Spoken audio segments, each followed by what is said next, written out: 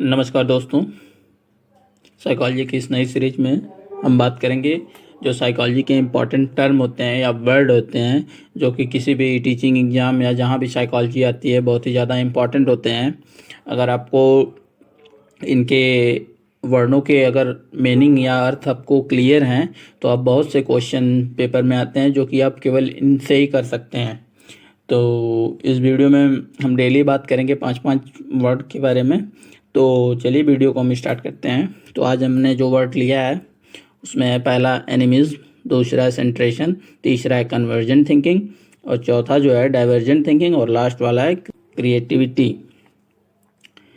तो देखते हैं पहला क्या है, एनिमिज्म, जिसे हिंदी में जीववाद भी कहते हैं। तो एनिमिज्म होता क्या है? तो इसमें यह जो है कि पियाजे के हिसाब से उनके प्री-पर्सनल स्टेज में आता है। तो इसमें प्री-पर्सनल स्टेज का एक पक्ष है जिसमें बच्चे जो होते हैं वो विश्वास करते हैं कि जितनी भी निर्जीव वस्तुएं हैं उनके चारों ओर वो उनका विश्वास होता है कि ये भी सजीव ही हैं। मतलब वो मानते हैं कि यह मेरे जैसी ही है, जैसे मैं हूँ, जो मैं करता हूँ, जो मैं फील करता हूँ वो ये सब भी फील करती हैं।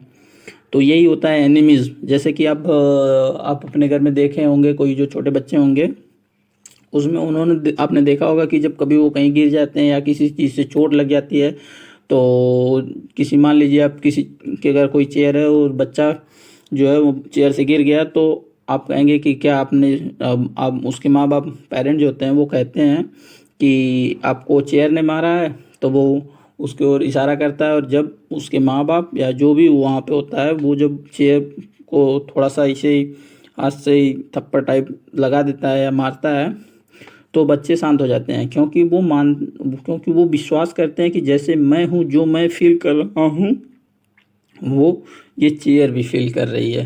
तो वो उनका मानना होता है जो भी उनके चारों ओर निर्जीव वस्तुएं होती हैं वो उनको सजीव ही मानते हैं।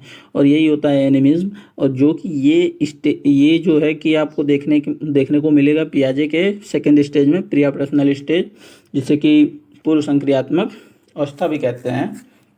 तो ये हुआ एनिमिज्म। और हम दूसरा वर्ड है उस जो है सेंट्रेशन, जिसे केंद्रीकरण कहते हैं। इसके बारे में हम बात करते हैं। तो केंद्रीकरण होता क्या है? केंद्रीकरण नॉर्मली इसमें कोई बच्चा, ये भी पियाजे के प्री पर्सनल स्टेज का ही एक भाग है। तो इसमें होता है क्या है, बच्चा जो होता है वो किसी भी वस्तु के या किसी भी व्यक्ति के बहुत से गुणों को नहीं देखता है, वो किसी एक गुण पर केंद्रित हो जाता है। किसी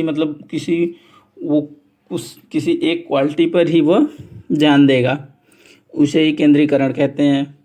और ये इसमें जैसे कि बहुत ही ज़्यादा फेमस एग्जाम्पल है वो पियाजे के ग्लास वाला, जिसमें बच्चा केवल उस ग्लास के आयतन को वो इग्नोर करता है, वो केवल उसके लंबाई को ही देखता है। तो ये एग्जाम्पल हमने जिन पियाजे की जो वीडियो बनाई है मैंने, उसमें आपको डिटेल से बताया, तो आप उसे देख लें एक बार। और उसके बाद हम बात करेंगे जो है कन्वर्जेंट थिंकिंग। तो यह वह चिंतन होता है जिसमें समस्या का जो है वो एक सही उत्तर की ओर बच्चे को ले जाएगा। मतलब इसमें समस्या का केवल बच्चे को एक फिक्स उत्तर ही मिलता है।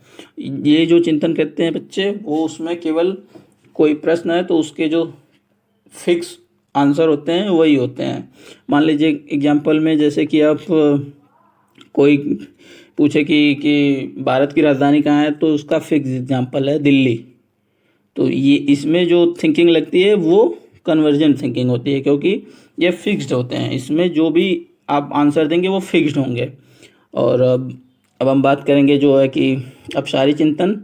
तो अपसारी चिंतन, जिसे डाइवर्जेंट थिंकिंग कहते हैं, इसमें होता क्या है कि किसी भी समस्या के प्रति जो उत्तर देता है बच्चा या जो भी दे, उसमें उसके विचार में जो है वो मौलिकता पाई जाती है।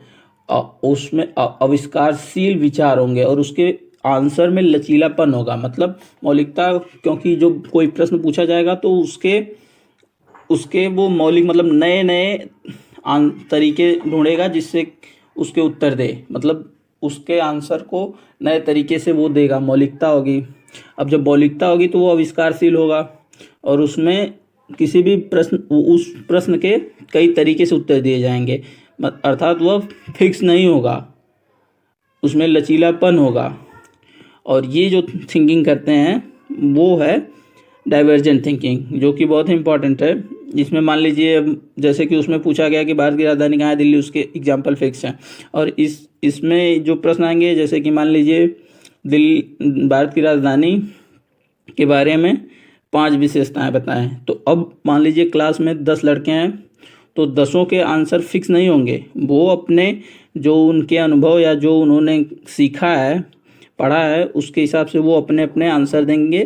तो उनके जो है वो आंसर अलग अलग होंगे। जबकि उसमें अगर कोई पूछ दे कि आप भारत की राजधानी बताएं, तो सभी लोग जो थिंकिंग करेंगे वो होगी कन्वर्जेंट थिंकिंग, क्योंकि उसका एग्जाम्पल उसका आंसर फिक्स होगा।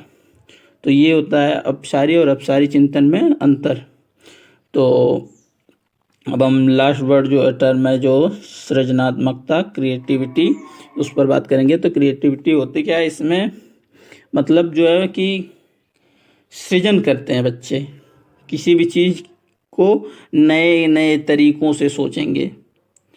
किसी भी इसकी जो डेफिनेशन होगी वो होगी अभिनव और असाधारण तरीके से सोचने की योग्यता और समस्याओं को कई तरीक़ों से हल करने की जो क्षमता होती है वो क्रिएटिविटी कहलाती है। और ये जो होती है वो डाइवर्जेंट थिंकिंग में आती है।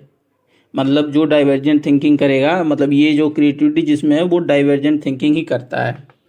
तो आज हमने देखा है कि जो 5 साइकोलॉजी के इम्पॉर्टेंट टर्म जो हैं, एनिमिज्म, सेंट्रेशन और कन्वर्जेंट थिंकिंग, डाइवर्जेंट थिंकिंग तथा क्रिएटिविटी, जो कि परीक्षा की दृष्टि से बहुत ही इम्पॉर्टेंट हैं। अब मैं आपको बताता हूँ कि आप केवल नॉर्मली इन 5 से ही आपको कभी भी आप जाएंगे टीचिंग एग्जाम देने, इन 5 से ही आपको कम से कम 2 से 3 क्वेश्चन आपके इन्हीं से हो जाएंगे।